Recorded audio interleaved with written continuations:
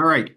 So this form here is called the seller's property disclosure. So since we're selling your home, we've got an offer on your home now. You have accepted it. Now we have 24 hours to get this particular form completed by you and signed by you, and then sent back to us so that we can send it off to the buyers. Okay. So this form is really an important form. It is kind of long, as you can see, but it goes relatively quick. But what we need you to do is we need you to actually sit down and read this and go through it and just answer the questions. So the first thing is, what is today's date? So you'd click on this and select today's date. What year was your home built? You should know this. And what year did you acquire the property? You should know that. Are you living in the property or not? So are you currently occupying the property? If so, you click yes. If not, you click that one. And then it says, if not currently occupying the property, what was the last date that you occupied the property? And put that one in there. Then the other item that you're going to put in here is it vacant or is it occupied by somebody other than yourself? Okay. So that's the important part. Now, let's go through this section by section. Section A talks about the building conditions. And it says right here very clearly, if you know of any of the following problems ever existing, that goes back even before you bought the house to when it was raw land, in fact.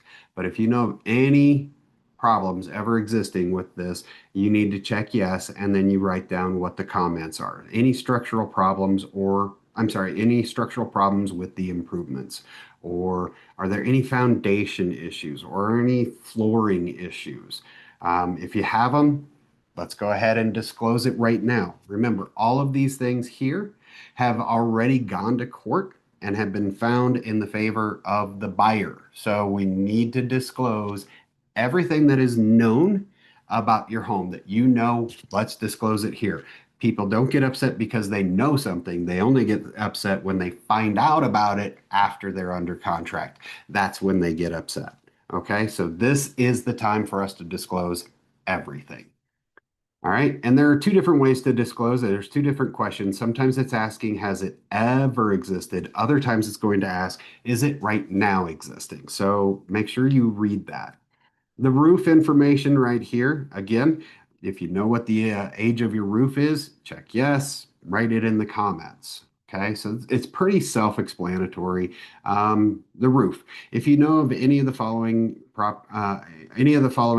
problems ever existing, again, check yes. Did it ever leak? If it did, what happened? What did you do to fix it? Is there any damage to the roof? Was there ever any damage to the skylights? Did you have to have gutters or downspouts replaced? Whatever the case may be, if there was ever a problem, that's where we disclose it, okay?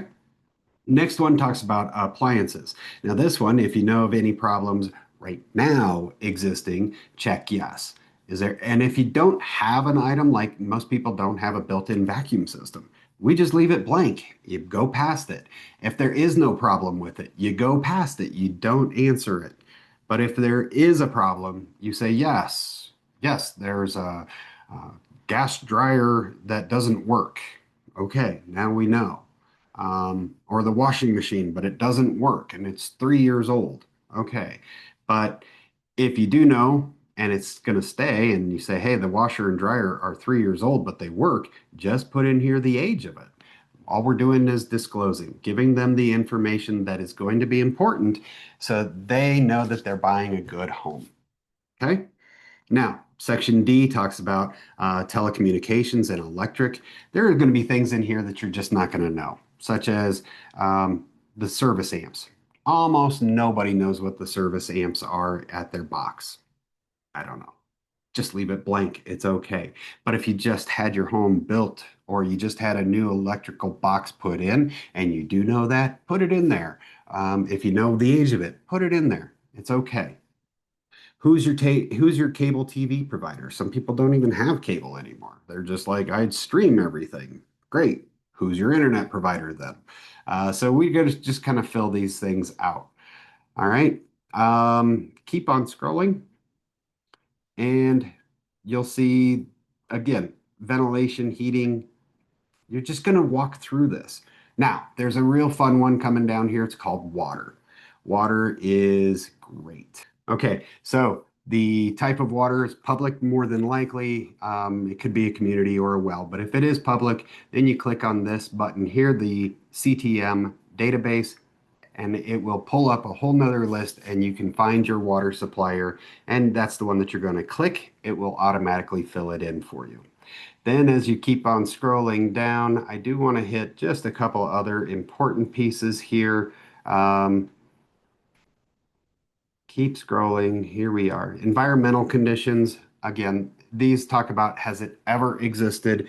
Has there ever been any underground tanks or above ground tanks on your property? These are things that you may or may not know. If you know, disclose it. If you don't know, just keep on scrolling.